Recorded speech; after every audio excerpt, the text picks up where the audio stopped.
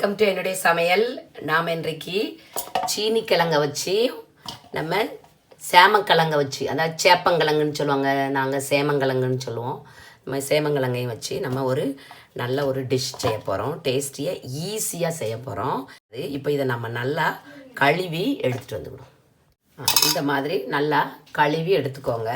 ரொம்ப மண் இருந்ததுன்னா ஒரு 5 நிமிஷம் கிழங்க நம்ம தண்ணியில் ஊற வச்சு கழுவுனீங்கன்னா இந்த மாதிரி நல்லா சுத்தமாக ஆயிரும். குக்கர் எடுத்துக்கோங்க. குக்கரில் வந்து நிறையா தண்ணி ஊற்றி கிழங்குகளை வேக வைக்கக்கூடாது. அது ஃபுல் நியூட்ரிஷனும் போயிடும். இந்த மாதிரி வெட்டி வேக வைக்காதீங்க. சீனி கிழங்கையும் குக்கரில் வேக வைக்காதீங்க. நீங்கள் நார்மலான ஒரு பாத்திரத்தில் நம்ம தண்ணி ஊற்றி, அதாவது குறைவான தண்ணி ஊற்றி கட் பண்ணாமல் நீங்கள் வேக வச்சிங்கன்னா அதனுடைய நியூட்ரிஷன் அப்படி இருக்கும். நம்ம டேஸ்ட் இனிப்பு, அதாவது இப்போல்லாம் கிழங்குகளில் அதிகமாக இனிப்பு கிடையாது. நீங்கள் அந்த மாதிரி நீங்கள் வேக வச்சிங்கன்னா, குறைவாக தண்ணி ஊற்றி கட் பண்ணாமல் வேக வச்சிங்கன்னா இனிப்பு ஓரளவு அதில் இருக்கும்.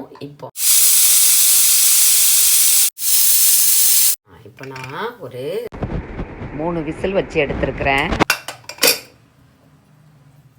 இந்த சீனி கிழங்கு வந்து, அதாவது இப்போ இந்த டிஷ்ஷுக்காக இது நல்லா வெந்தால் பரவாயில்லை. பட் நம்ம சீனி கிழங்கு அவிச்சு சாப்பிடும்போது நமக்கு ரொம்ப கொழைய வெந்திருக்கக்கூடாது. அது நல்ல டேஸ்ட் இருக்காது. இப்போ இந்த கிழங்கு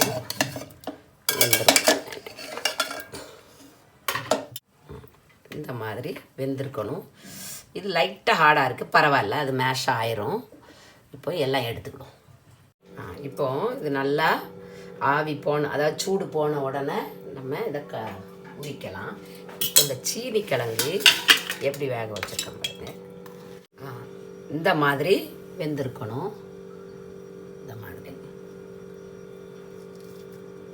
இப்போ இந்த ஸ்கின்னை நம்ம எடுத்துடும். இப்படி இருந்தால் தான் கிழங்கு டேஸ்ட்டாக இருக்கும். அதாவது இனிப்பு வந்து இருக்கும். இதை விட ரொம்ப சாஃப்டான வந்து இனிப்பு இருக்காது. நான் பாருங்கள் இந்த மாதிரி. இப்போ இதனுடைய ஸ்கின்னையும் நம்ம உரிச்சிருவோம். அந்த மாதிரி சேப்பங்கிழங்கையும் நல்லா உரிச்சிக்கோங்க. இப்போ இதை எல்லாமே, இப்போ நான் சீனி கிழங்கு வந்து ஒரு அரைக்கிழங்கு தான் சேர்த்துருக்கேன். அரைக்கிழங்கு நான் சேர்க்கல, இவ்வளோ போதும்.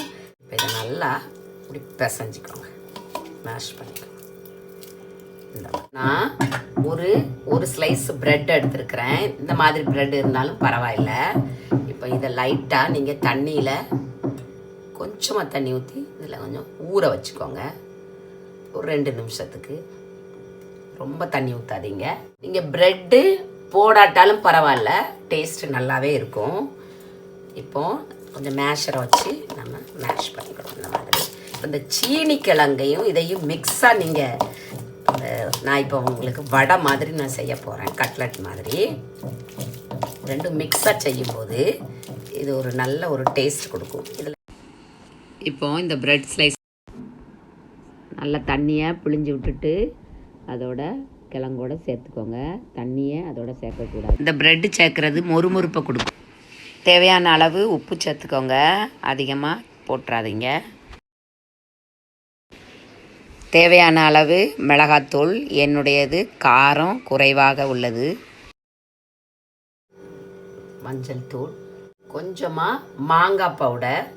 நீங்கள் ஒன்றுமே மாங்காய் பவுடர் போடாமல் நீங்கள் சில்லி பவுடரும் நம்ம மிளகாத்தூளும் உப்பு மஞ்சள் தூள் போட்டால் கூட போதும். அதுவே நல்ல ஒரு டேஸ்ட்டை தான் கொடுக்கும். இப்போ கொஞ்சம் கரம் மசாலா, பெருங்காயத்தூள், சீரக பவுடர் போடலாம். நான் வெறும் சீரகத்தை, பச்சை சீரகத்தை போடுவேன். சீரகம் போடாமலும் நீங்கள் செய்யலாம், அதுவும் ஒரு நல்ல ஒரு டேஸ்ட்டை தான் கொடுக்கும். இது கருவேப்பிலை, இது கொத்தமல்லி தழை, வெங்காயம் தேவை இல்லை. இதை எல்லாமே மிக்ஸ் பண்ணிடுவோம். மிக்ஸ் பண்ணி வச்சுக்கோங்க. இப்போ ரெடி ஆகி, இப்போ நான் கொஞ்சோண்டு மைதா மாவு எடுத்துருக்கிறேன். இப்போ கொஞ்சமாக ஆயிலை கையில் இந்த மாதிரி தொட்டுக்கோங்க. இப்போ இந்த மாதிரி ஒட்டாது, அதுக்காக தான். சின்ன போலாக கூட எடுத்துக்கலாம்.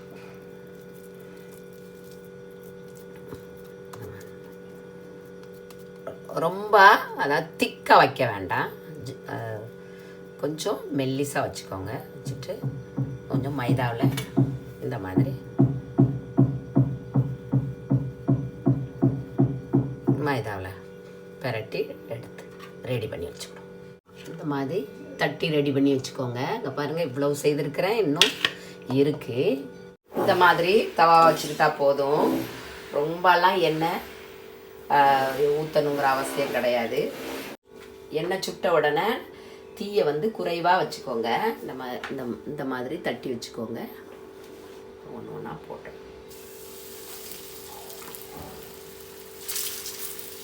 தீயை குறைவாக வச்சுக்கிட்டா தான் நல்லது, இல்லாட்டி கருகிரும் வெளியில். ரொம்ப வேக வேண்டிய அவசியமும் இல்லை, ஏன்னா இது ஆல்ரெடி எல்லாம் வெந்துட்டு.